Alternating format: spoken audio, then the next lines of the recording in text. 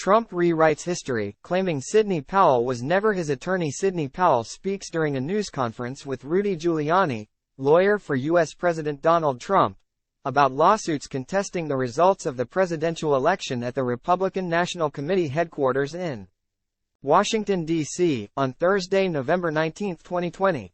Sarah Silbiger for The Washington Post via Getty Images. Back in 2020, Donald Trump wrote a statement to Twitter, as it was called at that time, championing his truly great team of lawyers and representatives, naming Sidney Powell as one of them.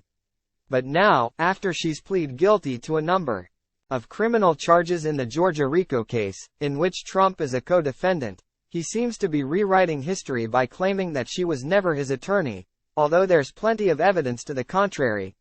In a new statement made on Truth Social Sunday morning, Trump writes, Sidney Powell was one of millions and millions of people who thought, and in ever-increasing numbers still think, correctly, that the 2020 presidential election was rigged and stolen, and our country is being absolutely destroyed because of it.